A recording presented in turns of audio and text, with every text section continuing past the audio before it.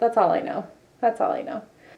I spent $200 on this keyboard. Did I need it? Absolutely not.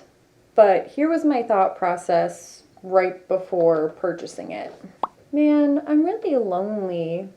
I don't feel like myself anymore. Remember when you used to play piano? Yeah, like 10 years ago? You should totally buy another keyboard. Just gonna see what's out there. It just showed up at my door 2 days later. It's amazing.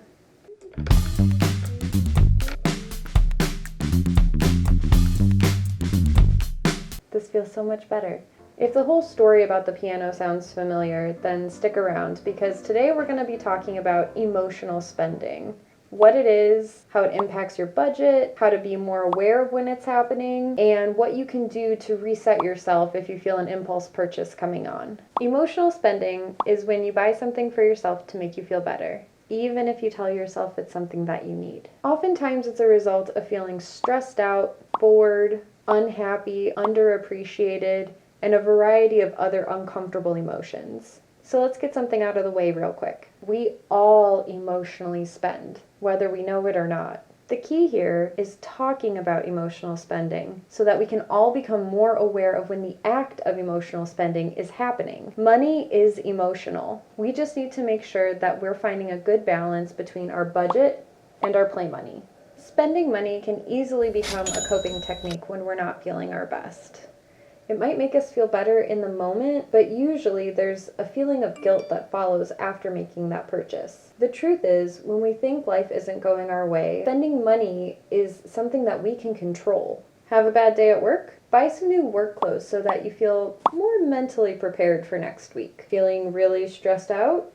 There's a new Animal Crossing that just came out and I would rather build a turnip farm. Whatever thing it is that you think will make you feel better doesn't actually solve the problem. It doesn't stop you from stressing out. Eventually, you start back emotionally from square one. Just this time with a bigger credit card bill and an idea that maybe the next impulse buy will be the thing that works. What can we do to rethink emotional spending? Try the HALT method. Ask yourself, am I hungry? Am I angry? Am I lonely? Am I tired?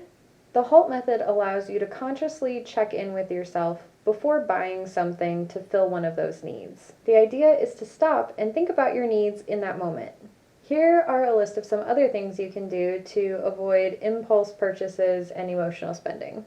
Make a list of new coping techniques. Find other things that can help clear your head, like going for a jog or a walk, taking pictures, listening to music. Keeping your brain busy on a new task can be a way you help find fulfillment for those needs. Let the item sit in your cart. The rush of making a purchase, that feeling can usually go away before you even check out.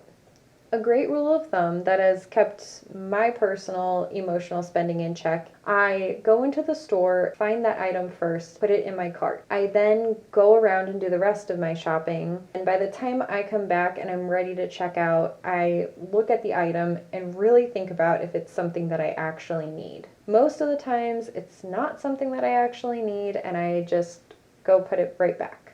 When it comes to online purchasing, let the item sit in your cart for 24 hours. If by tomorrow the idea of buying it doesn't feel as good, or you've completely forgotten about it, chances are you don't really need it.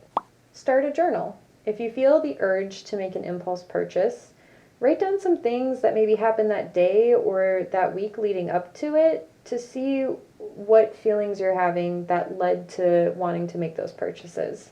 Create barriers to easy spending.